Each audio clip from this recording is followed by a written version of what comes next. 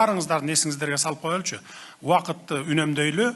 Атыңарды эле айтып эле, айылыңарды айтып койгула болды. Ашым Аксакал. Сіздің президенттіктің жарлығына қылайық, мен туризмді өніктіру бойынша сіздің немеңізді қолға алдым әлі. Қолға алғанда мен суының жиегінен 75 аралықта нарақ алысқа салған білбестіктен бір шундай bir kişine köküne salınıp kaldı ele. Uşunu büyük günde göçürürsünler deyip şu yerdeki birlik beni mukratıp atadı. Men özüm 2 kilometre yerden sivet alıp düştüm. 400 metrege öz karajatım benen yol saldırdım. O şehirde kövörttüm, nasos koyup hazır, bugünkü günde göçötlerden aldı, düşün bergeli turat. Uşunu meni topulan kılıp ayılı uşuyor. Sağa şeyin jetkirip ayılı bir törük koysa, ola turgan içele. Suunun jeegine kurdunuz böyle jemdegi. Suun jeeginde ele. Anan jeekке жақын болып қалды деп кылып атабы? Jeekке жақын болып қалды dedi, 50 metrede bir aytat. 2 гектар жер иштетип атасызбы? Ondan da özüm nül. Dıykançılık, Dıykançılık ele can saktayın dedi. Түшүнүктүү. Кимдин маалыматы бар бул боюнча? Аким жооп берчи биринчи, аким берсинчи аны көрөлү. Сатан Нургодович бул суу коргоо зонасына кирип калган мыйзамсыз курулуштардын ичинен прокуратура тарабынан бир 4 объект кирген. Култаев Ашым Аксакал менен бир сыйра сүйлөшкөнбүз бул маселе менен. Биз суу коргоо зонасынан нары көчүрүп, бирок тигил жерин балык чаруага ылайыкташтырып документтештирип берели дегенбиз. Кайсы айырмасы бар? Сен аны көчүрүп туруп анан кийин тиягын мал чарбага берип, тиягын бакдар. Неме мыйзамда суу коргоо зонасы 150 метр деген жер көрсөтүлүп калган экен, ошон үчүн болбойт экен да. Просто мал жайганга берип, тиги жакты көчүрөлү деп атасың, бакдарактарын көчүрөлү. Мыйзам боюнча эч документи жок эле курсалган да. Капитальный строительство салган. Легкий салыш керек болчу да. Легкий конструкция менен салыш керек болчу мыйзам боюнча. Канча квадрат метр салып алдыңыз эле? Azırak ele, vaktimleri özleri bilse gerek. Yok, kança bir 100 kvadrat metre. Karol salgan ben o şehirde. Anan keyin turizmdi önüktür dese men fundament koyup alıp da bilbey. 8'ge bir 6-7 metre. Anan hem uşu jagın karap berse. Ya, 8'ge 7 metre mınday. Benim jerinden bar kurgan. Kança akça korottunuz ele jerge? 2 milyon. Sivet alıp düştüm, video saldım, anan toktat degende toktatıp koydum. Эми мындай кылыш керек да, баягы мыйзам барыбызга бирдей болуш керек да. Баягы жеңил конструкция менен дегенден кийин жеңил конструкция менен салыш керек эле. Муну эми прокурорлор силердин ишиңер экен, аким экөөңөрдүн ишиңер экен, муну бир исключение кылып чечип бергиле. Анткени бүт акчасын коротуп 2 километрден өзү тартып келип атса, анан 2 гектардан ашык жерге алма бак тигип атса, эми аны көчүрбөй эле койгула. Көчүрбөй эле койгула. Биз эми фермерчиликти, туризмди өнүктүрө албай атып, анан кайра баягы неме кылганыбыз туура эмес болуп калат да. Бул кишинин ошибкасы бар экен. Жанагы капитальный строение кылып салганы. Муну эми келечекте балким жанагы жеңилемеге алмаштырыңыз. Жеңил курулушка алмаштырыңыз, атак көчүрбөй эле койгула, бак-дарактар тура берсин анын. Айырмасы жок, бак-дарак өсүп турабы же мал жайылып атабы, баары бир колдонулат да ал жер. Түшүнүктүү, Атым Ганыбек. Мен Призывательский педагогикалык институттун мурунку географ, эколог, урбанист, демограф студент болгонмун. Азыркы мезгилде мектепте иштеймин. 70 жашка чыксам дагы. Биздин көйгөйүбүз 70 жылдан бери бир көпүрөнүн үстүнөн өткөн да. Ошондон бизге кайсы айыл? Кеңеш айылынан Тоготой айылына көпүрө куруп берүүңүздү суранат элек. Ошондо азыр сиз айткан Карабал районунун мамлекетке болгон салым аябай чоңойот эле, бакубаттуулугу дагы өсөт эле.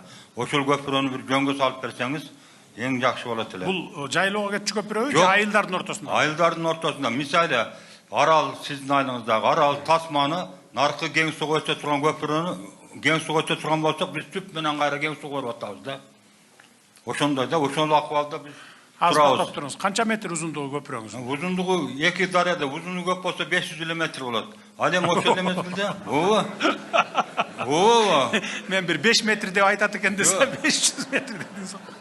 Анан кийин ал көпүрөгө дамбаны мен интеллектуалдык менчик боюнча сунуш киргизсем, Бишкектегилер, Оштогулар мени интернеттен карап мага жок болот. Канча айылды бириктирип турат ал көпүрө? Ал айыл полный 70%-ин бириктирип турат Карабал районунун. Бул жагынан Алайкудан баштап Тоготойдон транспорт министрлиги. Азыр мен сизге түшүндүрдүм го. Эми быйылкы бюджет бөлүнүп калган, билесиңер эми. 500 метр болсо, эми баягы 2 полосалуу көпүрө да туурабы? 2 полосалуу. 2 palasalуу bolso kийинки жылдын бюджетине киргиздиргиле анда. Жазып ал, кийинки жылдын бюджетине заявка бересиң. Түшүндүң, а? Болду, түшүнүктүү. Кийинки жылы бюджетке кирип жаздан баштап башталат буюрса. Менин атым Бердалы, 3-чү микрофонда. Мен ошо райондук ооруканада врач педиатр болуп иштейм, детский врач болуп 50 жылдан бери. Биздин бир проблема бар. Мына союздун убагында бүткөндөн кийин барлык ооруканалардын барлыгы жабылып калып, биздин ооруканабызды 105 койкалык ооруканада иштеп атабыз да. Мурда 450 койкага чейин иштечү болчубуз. Азыр ошо 105 койкада 350ге чейин оорулар жатып атышат да. Ошон үчүн биз Az bir minut. Азыркы кеңешмеде эмне деп чечтик бул оорукананы кийинки жылдын бюджетине? 340 орунду оорукананы кийинки жылдын бюджетине киргизип атабыз. Келерки жылы буюрса баштайбыз. Токтомушев Абдылкадыр 4-чү курултайдын делегаты болгон. Абдылкадыр деди. Ооба. Тиги 4-чү курултайда Каракулжада бир жаңы автовокзал куруу жана базар куруу боюнча маселе көтөрдүм эле. Ушуну бир дагы бир кайталоого туура келди. Мына бул боюнча да дароо эле жооп берейин, убакытты албайлы бири-бирибиздин. Азыр эле кеңешмеде мына силердин базарыңарды 3 эле киши ээлеп алган экен да, 3 киши базардын кожоюну экен азыр. 60 сотук жерде. 2,5 гектар жер, баягы автобазанын жери бар экен, бош турган жер. Ошол жерди азыр алмай болдук, ошол жерге базар салмай болдук дагы, баягы 60 сотуктагы базарыңарды ошол жерге көчүрмөй болдук. Чтоб могу жол пробка болбош үчүн. Анан автовокзалды болсо, немеге өткөрүп берип атабыз, муниципальный собственностька, аны дагы ремонт кылып беребиз. Бүтүндөй республика боюнча автовокзалдарды ремонт кылып келтабыз. Соцсеттерден, телевидениеден көрүп атсаңар керек. Мына Нарында, Кочкордо, Ысык көлдө, Чүй, Таласта бардык жакта автовокзалды илгерки калыбынан дагы жакшынакай кылып туруп жаңыртып келатабыз. Мен аттым Бектен, эң алыскы Алайкы жергесинен келдим, Кочат айылынан. Биз райондон алыста болгондуктан биздин көйгөйлүү маселелерибиз көп, бирок эң токотер жерин айтсам, биринчи көйгөй бул жол көйгөйү. Быйыл 54 километр жол планга кириптир. Биздин жол Кыргызстан Алайкы Кытай жолунун стратегиялык мааниге ээ жол. Ушул жолду бир көзөмөлүңүзгө алып, быйыл 54 километр жолубуз бүтсө абдан жакшы болмок. Экинчи көйгөйүбүз бул бизде мурда Алайкы Ош деген авиакаттам болгон. Себеби бул авиакаттамдын ролу өтө чоң. Себеби биз райондон 6-7 саатта келебиз ушу районго Алайкыдан. Ошондуктан оорулуу адамдар, бойкат апаларыбыз келиш үчүн биз кыйналып атабыз. Ошондуктан ушул аэропортубуз бар. Ушул Алайкы Ош аэропорттун калыбына келтирип берсеңиз болот. Себеби ал жерде аэропорттун орду даяр. Кийинки көйгөйүбүз, өзүңүз дагы азыр айтып өттүңүз, суат маселеси. Алайкы жергеси мал чарбачылыгы менен окат кылабыз. Бизде Кочаты айылында 400 гектар жерибиз кургакчылык болуп калды. Суу жанында бир 150 метр жерде дарыя агат, ушуга суу чыкпай калды. Кочаты айылынын терек дала участкасы. Андан кийин бизде райондон 130 километр алыстыкта болгондуктан өрт коопсуздугунда бизде абдан кыйналып турабыз. Мисалы үчүн мына үйлөрүбүз өрттөнүп кетет. Кээде той топтогондон кийин чөптөрүбүз өрттөнүп кетет. Ушул жерден баргыча күйүп түшүп калып атат. Ошол жактан бизден Алайкыга дагы бир өрт коопсуздугу боюнча атайын бир мекеменин филиалын ачып берсеңиз. Андан кийин бир көйгөйүбүз сураныч. Мына мал чарбачылыгы болгондуктан биз жайлоолорго бара турган жолубуз татаал. Кышта болсо айыл арасындагы 1 метр карды жиреп окуучуларыбыз барып атат. Сиз Нурзаман деген окуучубузду өзүңүз кабыл алдыңыз. Ошондо бизге гусеничный трактор жетишпейт. Бир гусеничный бульдозер бөлүп берүүңүздү биз чоңдон чоң өтүнөбүз. Сизге чоң рахмат. Рахмат. Так, могу жол боюнча 54 километр жол. Жанакы 30 километрин берки балдар 20-сын биз жасап бере турганбы мамлекетте? Туура. Ошол жол жөнүндө сөз. Ошол жол жөнүндө туура. Анда мындай болот, 54 километр дедиңиз, 50 километр негизи жол жасалат. 50 километр жол. Бул жолуңар бүтөт. Сугат маселеси боюнча дагы биз азыр үстүндө кеңешме өткөрүп талкууладык. Бул боюнча дагы маселелерди чечебиз. Өрт машинеси боюнча Азамат мырза неме кылдыңыз? МЧС менен сүйлөшүп көргүлө, эгерде баягы алыскы айылдарга, райондордун баягы айыл өкмөттөрдүн борборлоруна бирден машина берип атпайбызбы? Апарып коюп койдук го. Бияка дагы эгерде необходимость болсо бир машинени койгула, өрт машинесин. Жаңы келген машиналардан. Жарай. Жетиштүү да толук бизде машина, туурабы? Ооба. Карап көргүлө дагы территорияны, анан населениянын санына жараша болот да негизи, правила. Санына жараша статистика боюнча да былтыр бир да өрт катталган эмес. Мурдагы жылы бир өрт да. Анан бул жакка биз чакан В общем, ошолорду карап көргүлө дагы ошо статистикага жараша, эрежеге жараша анан берели. Окуучуларга каржылеп барат деп атасыңар, бир гусеничный тракторду сен жазчы. Мен бердирип ийейин бияка ушул айылга. Мен Толук Алайкы өрөөндөгү Терексу айылынын тургуну Жапаров Калыбек. Бизде эки көйгөй бар да. Биринчиси билим берүү жана социалдык абал. 54 жыл мурун курулган, Фин жыгачынан салынган, мен окуган Терексу орто мектебинин эки корпусу тең чирип, кулап калуу коркунучунда турат. Бул балдарыбыздын өмүрүнө түздөн түз коркунуч жаратууда. Ошондой эле мектепте спорт зал, актовый зал жок. Кыш мезгилинде окуучулар дене тарбия сабагын толук өтө алышпай, шахмат, шашки, тогуз коргол менен чектөөлүгө аргасыз. Айылда бала бакча жок. Анан экинчи көйгөй боюнча Алайкы жолу боюнча айтып кетти. Ошого толуктуу айтып кое турган болсом, бул бир маселени кайра кайталабагыла. Убакытты албай андан көрөкчү. Курулуштарды түзөлүп, кооптуу аймактарга оңдоолук кар жана сел түшкөн жерлерге көпүрөлөр салынып, андан кийин асфальт төшөлсө жакшы болот эле да. Ушуга көбүрөөк көңүл бөлсө жакшы болот да. Сизди Терексу айылына келип, эл менен жолугуп, жеринен көрүп кетүүгө чакырабыз. Аймагыбыздын келечеги үчүн жогорудагы маселелерди өз көзөмөлүңүзгө алып, аягына чейин чыгарып бересиз деп биз сизге терең ишенебиз. Рахмат. Билим берүү, мектеп, бала бакча, соц объекттер боюнча биз мына эң биринчи биздин приоритетибиз 5 жылдан бери, мына мен кызматка киришкенден берки биринчи маселе бул. Күндө, ай сайын, жыл сайын ошо жылды бекитип атканда бюджетте жылдын аягында мектеп, бүт мектептерди жаңылоо, бүтүндөй республика боюнча. Биз 30 жыл кыйратып мектеп салбадык, контейнерден мектеп салып алып окутуп жүрдүк балдарды. Ошон үчүн мектептер салынбай, бардыгы баякы 60-70, 80 жылы салынган мектептер айылдарда. Ошолорду жылына жүздөн кылып жаңыртып келтабыз. Акыры бир 30 жылга чейин мектептер, эски мектеп калбайт, бир дагы айылда калбайт. Бала бакчаны дагы колдон келишинче салып беребиз.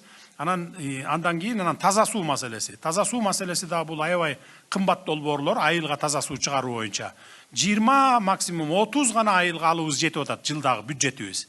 Ошентип отуруп 30 жылга чейин айылдарды да таза суу менен камсыз кылабыз. Анан ошо таза суу жок айылдар эсиңиздерде болсун, акыры бир күнү силердин айылга жетебиз. Мектептер боюнча да. Мектептерди мен 30 жылга чейин эмес, 28 жылга чейин, 28 жылы сентябрда окууга киргенде бир дагы айылда эски мектеп калбасын деп тапшырма берип, азыр ошонун үстүндө акча каражатын издөө иштери уланып атат. Соц объекттер деле ошондой. В общем, кыскасы ушул 4 маселе боюнча көп кеп кылбай деле койсоңуздар болот. Силер айтпасаңар дагы биздин көкүрөгүбүздө турат мынакей. Мен Кадел Токтомумак, Карагыз айыл өкмөтүнүн Жаңы Тала айылынан. Биздин негизги көйгөй сугат суу маселеси. Сугат суу маселесине лоток басылып, турбалары коюлуп, курулушу бүттү. 98% бүттү десек болот. Бирок ошого суу берүү үчүн азыр өзүбүздө иштеп турган суу насосубуздун кубаттуулугу жетишпейт. Ошого бир кубаттуулугу жогорку суу насосын куруп берүүңүздү, ошо трансформатор камсыз кылып берүүңүздү сурандык. Экинчи маселе, ушул суунун башы Тар дарыясынан чыгыш керек эле келечеги. Келечекте Тар дарыясынан суу чыкса, андан да жакшы болмок. Негизгisi биринчisi азыр насос көзгөйбүз. Экинчisi Тар дарыясынан алышты, ошо Тар дарыясынан чыгарып берүү. Бир көңүл буруп койсоңуз. Көңүл бурганыңыздар үчүн чоң рахмат. Жолдор боюнча дагы эсмен чыгып калыптыр айтам деп. Жолдор боюнча дагы силер айтпасаңар дагы биз акыры бир күнү силердин айылыңарга чейин асфальтка жеткизебиз. Ар бир айылдын ар бир көчөсүнө жеткен күн келет.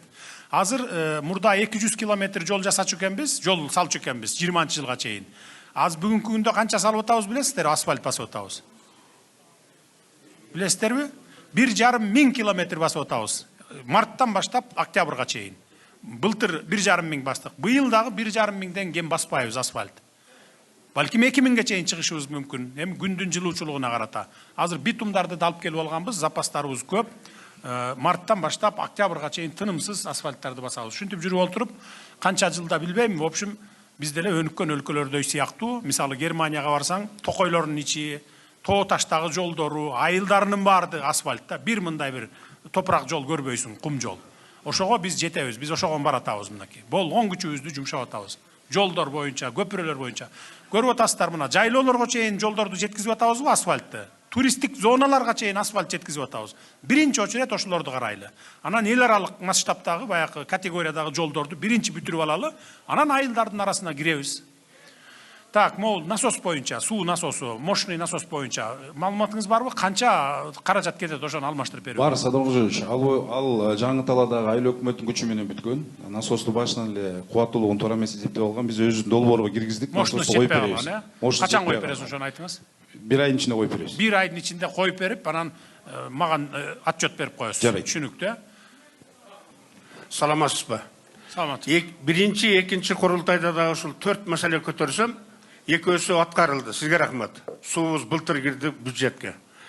Анан баардан дагы атыңызды айтып коюңуз. Атым Тентимиш. Аккыя айылы. Атыңарды айтканды унутпасаңыздар. Мына бул жерде биринчи аттан баштагы Каракулжа районунда бир жакшы лесхоз бар да. Акташ анан Каракулжа деген участоктордо хозяйство лесхозунда. 80-70 жылдары егилген жаңа зарда ар бир 40 сантиметр, 50 сантиметрге багы көчөт түгөсүн деп союзда эге берип, бар жогу өнүп кеткен. Азыр ушул бир 40 жылдардын айланасында ол күн көрүнбөйт да, мал анын ичине кирбей деле калды караңгыдан коркуп. Ошону жаратылышты коргоо деген министриңиз ич болбой деген. Анан мен сизге айтсам күлдүңүз эле. Мен картошка кууруп берем, бир жаратылышты коргоону жөнөтсөңүз ошол көрүп келсин. Ал лесхоз тил өтпөй деген лесхоздун министри. Мусаев деген ошо мезгилдеги неме кошо барганда мен менен бизде кабыл албай койгон жаратылыш министри. Неме? Ооба, жаратылыш министри. Ушул жаратылыш министриңизди жибериңиз, мен бир коз эле союп берейин. Ал картошка келбей дегенде. Не кылыш керек ал жерде? Суюлтуш керек пе? Суюлтуш керек да. Суюлтуш керек деңиз. Ошончолук баягындай бир 200, бир 300 гектардын айланасында. Азыр Токой силерде МЧСте. Айтчы, не кылса болот? Биз барып карап чыгалы, анан ошон жыйынтыгын айтабыз сизге. Барабыз, обязательно барып карап чыгабыз.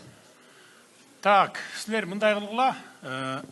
Мен 2-3 күн мурун ошо кыдырып жүрүп мен түшүндүм да, ушул райондо болобу, айыл өкмөттөрдө болобу, жергиликтүү калктын проблемалары, арыз муңу айыл өкмөттүн, акимдин, анан губернатордун эле деңгээлинде чечиле турган маселелер экен. Ошону эске алып тапшырма бердим, азыр иштеп чыгып атышат графигин. Май майрамдарынан кийин 10 майдан баштап 1 ай бою облустун жетекчилери, райондун жетекчилери, ар бири шаарлардын жетекчилери айыл өкмөттөргө барып 3 сааттан кем эмес ар бир айыл өкмөттө элдин арыз муңун угат. Ушундай маселелерди угат да чечет. Ошондо бүт МЧСти да кошкула да, МЧС бардык жетекчилер болсун, облустук деңгээлдеги. Ошолорду карап, силер маганда чейин айткан экен, курултайда айткан экен, силер давно барып туруп карап көрүшүңөр керек эле да. Суюлтуш керек болсо, азыр современный машинелер бар, билесиңер да. Өлтүрбөй, кыйбай туруп эле түү менен алып туруп алып башка жака көчүрүп кое тургандай. Көчөт таппай биз Европадан көчөт сатып келип атабыз. А бул киши айтып атат, мына суюлтса эле ал жерде жарымы көчөт болуп берет да. Туурабы же туура эмеспи? Туура. Ошол неме деле барып көргүлө дагы, эгер суюлтуш керек болсо суюлткула. Жарайт. Башка жерге көчүрүп, баягы бак дарак жок жерлерге көчүрүп койсоңор, кайра өсө берет аякта да токой болуп. Туурабы же туура эмеспи? Туура, жарайт. Ассаламу алейкум. Менин атым Акжол, Лайтал айылынын тургуну болом. Урматтуу Садыр Нуркожоевич, сизден мынабу элдин көйгөйүн жеринде көрөйүн, жеринде угайын деп келгениңиз өзү бул чоң мактоого арзыйт. Бул ишиңиз элдин менен бирге экендигиңиздин анык далил деп ойлойм. Анан эл болгондон кийин көйгөй да болот экен. Биздин айыл, Лайтал айылынын көйгөйү мынабу Мырзеке Алайкы жолу биздин айылдын так ортосунан өтөт. Узундугу 5 чакырым. Анан тротуарыбыздын жоктугунан ошол жөө жүргүнчүлөрдүн, мектепке барган келген окуучулардын коопсуздугу өтө курчак абалда калып атат да. Себеби дегенде жол менен басып атчы, тротуар жокчу. Анан ошол жолду Транспорт министрлиги эске алып койгула, айылдардын ичине тротуар салуу боюнча. Ооба. Көп деле акча кетпейт да, туурабы? 1,5-2 метр тротуар салып койсо айыл ичине боло берет. Карап койгуланы. Ошол көйгөй чечилип калса, тротуарыбыз басылып калса, суу түтүктөрүбүз, тулактыктарыбыз коюлуп калса, күндөн электр кубатын алуучу мамычыларыбыз коюлуп калса, элдин жашоо шарты кыйла жакшырып, ошо коопсуздук маселеси чечилип калмакта. Сиз ошого бир жакшы көңүлүңүздү буруп койсоңуз. Рахмат. Мен атым Урматбек, Карагөз айылыкын Түшүнүк айылынын тургунумун. Биздин көйгөй ошол 5 айыл Союз таркагандан бери маданият үйү жок калганбыз. Союз ошол маданият үйү 5 айылды бириктирип турган маданият үйү жок. Ошол үйдү калыбына келтирип берсе, азыр кимдир бирөөлөр ээлеп алган, менчикке өтүп кеткен ошол маданият үйү жок калдык. Менин суроом ушул аксакал.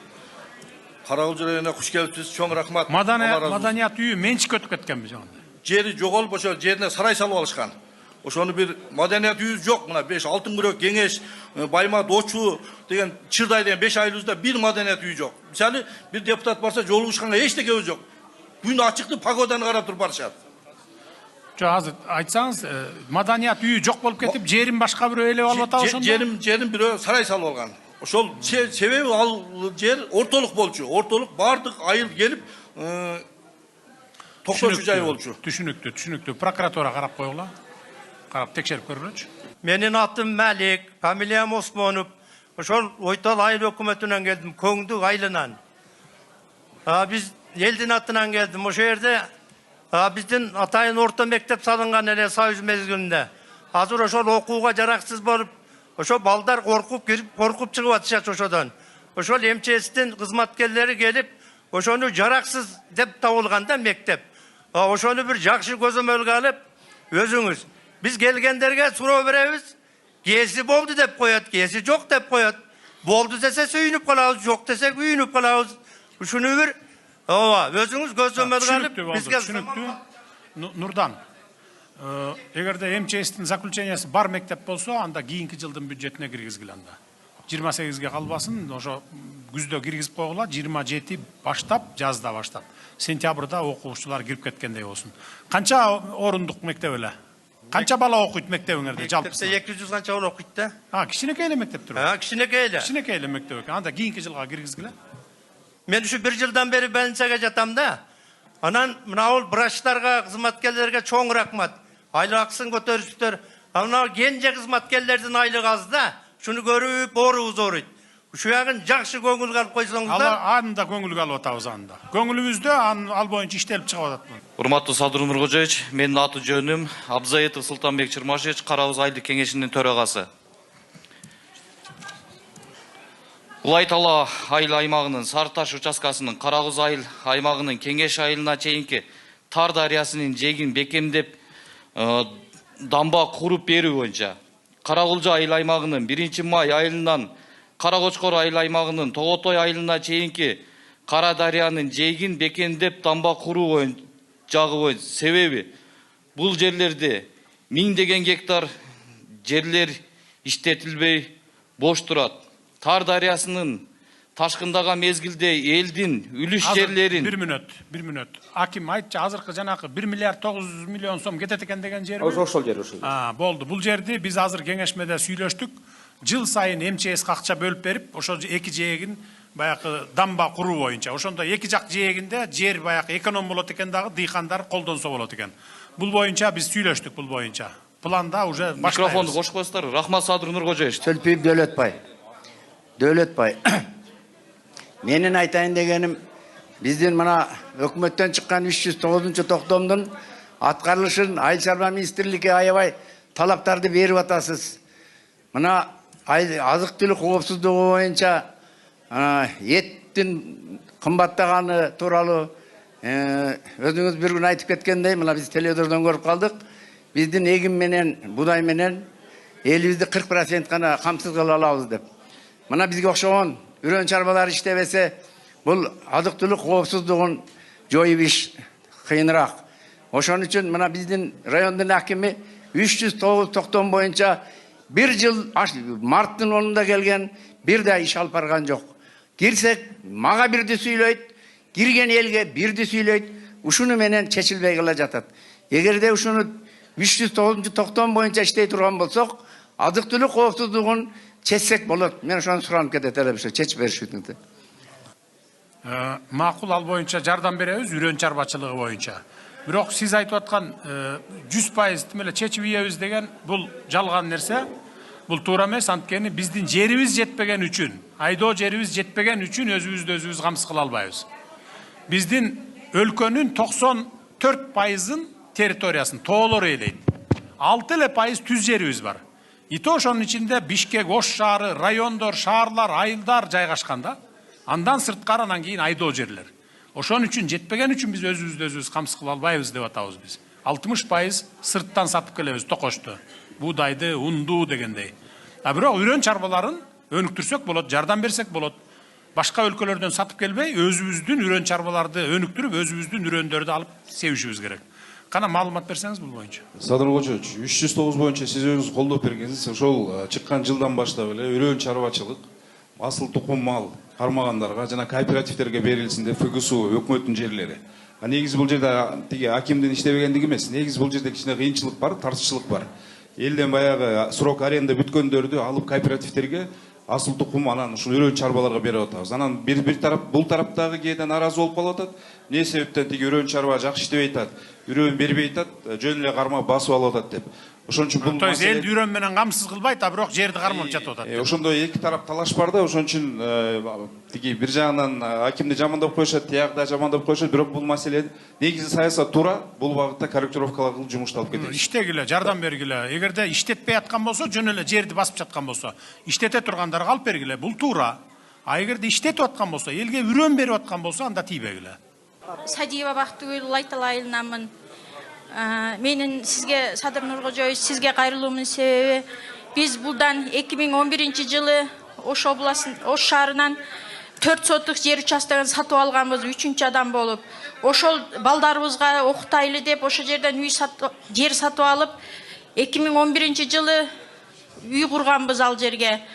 2023 жылы прокуратурадан бизге кагаз келип, жер токтому туура эмес кабыл алынган деп, 23 жылдан бери биздин токтомубузду жок кылып, мына 26 жылы болсо ошол зорго салып алган үйүбүздүн сатып алуу келишимибизди да жокко чыгарып салды. Биз ал жерди сатып алып аткан учурда 15 жыл мурун кызыл китебибизди текшертип, баарын келишимди алып, токтомдорду госрегистрден, архитектурадан баарынан текшерип анан алганбызда 15 жыл мурун.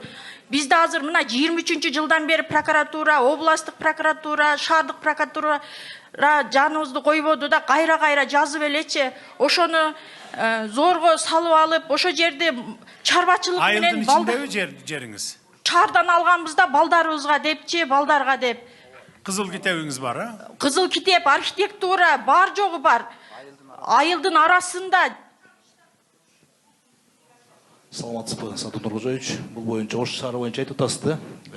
Аз маалымат берип атышат, сот туруп койгон депчи. Бул боюнча карап чыкпайм, маалыматым жок экен. Силер карап чыккыла, сот өкмөң биргелешип карап чыккыла. Эгерде бул кызыл китеби бар жерди сатып алып атса, анан кандай мунукун кайра жокко чыгарасыңар? Силер мурун кызыл китеби бар жерди сатып алдыңар беле? 3 адам болуп сатып алганбыз бизчи. Кызыл китеби карап чыккыла, эгер эме болсо жардам бергиле да, жардам бергиле давайте. Садыр Нуркожоевич, мен мына 2-3 күндөн берки иш сапарыңызды көрүп, мына адилеттүүлүк боюнча иш жасап атканыңызга абдан сыймыктанам. Мен ушул абдан мындай запкы тарттым да. Мен ушул Каракулжа районунда айыл өкмөттүн башчысы, биз топ кызматтарда иштеп, Ош шаарына барып, муниципалдык менчик башкармалыктын башчысынын орун кызматы болуп иштеп турган мезгилде Камчыбек Кыдыршаевич өзү окуган мектепке келет, Терешкова мектебине. Келет дагы, мындай мектеп тез арада бузгула дейт. Мен тиешелүү документтердин бардыгын тактатам. МЧСтен корутундусун алам, көз карандысы экспертизанын корутундусун алам. Мэрдин протокол чыгат, тез арада бузгула деген. Анан биз бузабыз. Бузгандан кийин 3 жылдан кийин мага кылмыш ишин козгоп атат. Еще козгоп эле койбой, мени 4 ай камады.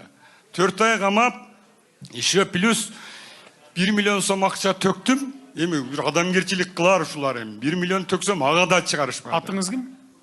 Курстанбек. Şu Каракулжанын тургуну болом. Мен элдин баары жакшы билет. Бул жерде айыл өкмөттүн башчысы кызматында да иштегенмин. Анан кийин 1 миллион сом акча төксөм, анда дагы чыгарышпады. Жок, сен келишим түзүшүң керек, сен акча төлөйсүң, анан кийин чыгарасың деди. Аны кантип эсептеткен? Ошол Терешкова мектебинин жатаканасы бул 63 жыл мурунку здание, Садыр Нуркожоевич, вообще мусор. Ошону тергөөчү жана Кыргыз Республикасынын эсептөө палатасынын жөнөкөй эле кызматкерине алып келген дагы мынанча кыш, мынанча плита бар деп туруп, аны интернеттен алып, ал бирөөнүн тагдыры менен ойногондо, интернеттен алып туруп эле баасын коюп, 7 миллион 713 миң сом сен жок кылгансың деген мындай жүйөсүз. Азыр токто суроом бар сизге. Ал Терешкова мектеби бузулуп, түп орду менен жок болуп, кайра ордуна андан 3 эсе, 5 эсе жаңы мектеп курулду. Андан неге сизге ущерб деп атат? Туура айтасыз, Садыр Нуркожоевич, өтө өкүнүчтүү. Ошол мектепти туура эмес, камчыбек ташыйп буз десе бузабыз да биз. Ошону туура эмес бузгансыңар деп, эми ачык эле айтыш керек. УКМКнын кызматкерлери ошондо шаардыкы козгоду беле? Так, шаардын прокуратурасы кайра жаңы ачылган жагдай боюнча арыз берсин бияк. Арыз берсин, жаңы ачылган жагдай боюнча кайра бүт мунун 1 миллион сомун кайтартып бергиле, ишин жапкыла, кайра кайтартып бергиле төккөн акчасын. 1 тыйынына чейин. Түшүндүңөр, а? Сот. Сиз дагы көзөмөлгө алып коюңуз. Бул кандай эми бул? Ал жерди бузуп, анан кийин ал жерге андан 10 эсе жакшы мектеп, дагы бир 200 жыл тура турган мектеп, мен барып ачкам да аны. Анан кийин буну кайра ущерб деп 1 миллион төктүрүп, анан 7 миллион талап кылган. Бул кандай адилеттүүлүк бул? Бул кандай? Калысыздыкпы же туура айтамбы? Мындай логикасын ойлонуп көрүңүзчү сиз мисалы. Шаардын прокурору бул жерде мээси тескери айланып калганбы дейм да? Садыр Нуркожоевич, бизде баа тергөө жок да, УКМК же сыйыпты текшерип карап чыгып анан текшерип карап чыккыла. Сиз арыз менен кайрылыңыз, жаңы ачылган жагдайлар боюнча деп. Силер ишти кайра козгоп туруп, кайра тергеп туруп, 1 миллионун кайтарып бергиле. Азамат, көзөмөлгө алып турасың, маган талаш этесиңер бүткөндөн кийин. Рахмат. Жидайылынан Абдыкалы. 4-чү курултай, элдик курултайда да көтөрүлдү эле бул маселе. 2013-жыл башталган. Не себептерден токтоп турат? Курултайдан кийин МЧСтин кызматкерлери келип, жеринен көрүп, кортунду жазып берген. 250 метр тез арада уланыш керек дамбанын башына деп. Проектini жаңылаш керек экен, проектini жаңылап бүтүп калдык. Ушул проекти бүтүп калса, көзөмөлүңүзгө алып берсеңиз ушуну. Макул. Анан экинчи айта турган маселе мына ипотекалык үйлөр боюнча мугалимдердин очуртка туруп атышат, ошко барып, очурту жеткенде өзүңөрдүн регионуңардан аласыңар деп Каракулжада музакара очуртун жылдырып коюп, ушундай көзөмөлдөп койсоңуз. Ишиңизге ийи келет. Кыргызстанда тынччылык болсун, өнүгө берсин. Мен Жиде айылынын тургуну болом, Оморов Жамалдин, атым Каракочкор аймагына тиешелүү. Урматтуу президент, сиздин келгениңиз бизге жакшы болот экен. Өткөн жылы келдиңиз эле, мен катар кат жазып калдым беле, сиз Жиде айылынын мектебин чечип берипсиз, рахмат аныңызга. Эми экинчи маселе, мына коррупциянын башын ачыш, жалпы арыз жазганын эле колунан чечилбейт экен. А коррупцияны сиз баштаганда биринчи эле саясатыңыз коррупциядан башталган. Ошол мезгилде айыл өкмөт иштегендердин айыбын ачпаган прокурорлор болуп атат. Мен айткым келет. 21-жылы, 27-жылы январда мен арыз жазгам. Ошол мезгилде Каракулжа районунун прокурору Абдымамбетов деген болгон. Көрсө ошол коррупцияны жашырган киши болду. 4 жыл сүйрөдү. Мен тергөө бүтпөгөндөн административдик сотко арыз жаздым. Ал административдик сот сен айыбы жокторду жазып атасың деп карабай койду. Мына былтыр келди Тазабек прокурор, молодец. Бардын тизмелеп, уголовный ишти ачып, мойнуна коюп ачып берди. Жаңы ачылган менен жагдай менен берсем, дагы карабай атат административдик сот. Аны областный административдик сот да колдоп атат. Мына азыркылар айтып атат. Мен, урматтуу президент, ушу Каракулжа району менен өзгөн район айыл чарбасында иштегенмин. Бардык территорияны жакшы билемин. Каерде кандай менен өткөрүштү да жакшы билем. Адис катары ошол сүттөр ферманы колдоо ишке жүргүзөйүн десек, аким да колдоду. Тезирээк сот бүтпөй деп мына акимибиз да колдоп атат. Ушу соттор тормоз этип атат. Ушундай коррупциянын бетин нак ачып берейин деп сизге келдим. Келгениңизге рахмат. Ошол мезгилде Кашкаржол аймагында өкмөт башчысы болуп Бакиров деген иштеген. Өз кызмат абалына барып өзүнө 40 соток жерди алып атат ушул МТФдан. Бекер. Сизде жооп барбы? Билесизби бул боюнча? Жок, жогорку соттун төрагасынын орун басары Камчыбек, могу жыйындан кийин келсеңиз биз талкуулап ишиңизди чечип берелик. Бияка жолугасыз жыйындан кийин. Айтыңыз экинчи маселени. Сурак. Мен сизге кыска ток өтөр жерлерин айтсаңыз. Февраль айында сиздин кат жазганын айыл чарбасы боюнча, айыл чарбасы маданият түрдө алып барыш боюнча сунуштарын жазып эле сиз айыл чарба министрлигине жолдопсуз. Муну азыр көпчүлүк айтып атпайбы? Терини иштетиш боюнча, жайлоону колдонуш боюнча мен ошолорду баарын жакшы билем, урматтуу президент. Сизге жолдогон немени айыл чарба министрлигине жөнөтүп коюптур. Мен ал жерде бир айдан ашык жүрдүм, кабыл алышкан жок. Алмашып да кетишти. Эгерде убактыңыз болсо мен жалпы программа сизге айтсам, ошол туура кабыл алсаңыз элге жакшы болмок. Качанга чейин биз маданият, айыл чарбанын маданиятын колдой албайбыз, колдошубуз керек да. Азыр керек болсо айылда уйларды сабаган факт болуп атат, урматтуу президент. Мен ошолордун баарын тизмектеп жазып койдум эле. Эгер мүмкүнчүлүк болсо мен кабыл алсаңыз, даана так сизге неме кылып берип берем. Министр азыр чогулуштан кийин кабыл алып сүйлөшүңүз, анан мага тиешелүү маселе болсо алып келесиз мага. Жарайт. Сиз чече турган болсо өзүңүз чечип коесуз. Жолдош президент, биздин 15 жыл мурун Ош шаарынан 4 соток жер сатып алган болчубуз. Атыңыз? Атым Жусуалиев Зарылбек. Лайтала айылынын тургунумун. Ошол жерден 4 соток жер сатып алып биз жакшына эле жашап жүргөнбүз. Андан 23-жылы прокуратура тарабынан силердин чекке мындай 2 токтом чыгып калыптыр. Мисалы, бир адамга 2 токтом чыгып калыптыр да будачы. Ошого 2 чектин бири жок болуш керек деген неме менен прокуратура иш козгогон бизгечи. Бирок чындыгында биздин токтом дагы биринчи чыккан, кызыл китепти дагы биз биринчи алганбыз, үйдү дагы салганбыз. Айыл өкмөттөн, Неме, Ошто Дыйкан кыштак деген айылданчы. Ошо Дыйкан кыштак. Ошо сатып алуучубуз. Биз сатып алганбыз, ак ниеттүү сатып алчубуз. Бирок биздин токтомубуз дагы мурун чыгыптыр. Силерден кийинки токтом ошо дагы ошол айыл өкмөт чыгарып берип атабы силерге? 2 чектин бириси жок болсун дедиле. Ошол мурун биздин адвокатыбыз неме деди да, ал силер токтом силердики мурун чыгыптыр, кызыл китеп мурун экен, мурун алыпсыңар, үй дагы салынган, наркыны мамлекет жок кылат, силердики ордуна түшүп калат дегенден биз ошол нерсени күтүп жүрсөк, беркил мурун закон мындай өтө катык эмес эле сот органдары менен сүйлөшүп алып бүтүрүп алыптыр. Азыр ушул учурда ошо 1000 үйдүн арасынан ошо бир биздин чек жок болуп атат. Уже райондук соттон, кайта шаардык соттон, анан областтык соттон биздин чечимибизди жок кылды. Акыркы гана бир үмүтүбүз калды.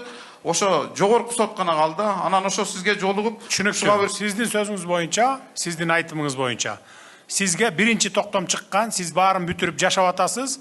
Экинчи токтомдо ошо жергиликтүү бийлик башка кишиге чыгарып туруп берип коюп атабы үстүңүздөн? Ооба. Даталары бүт ошондой турат, сиз айткандай. Даталары биздики кызыл китеп дагы биринчи алынган, токтом дагы биринчи чыккан, үй дагы биринчи.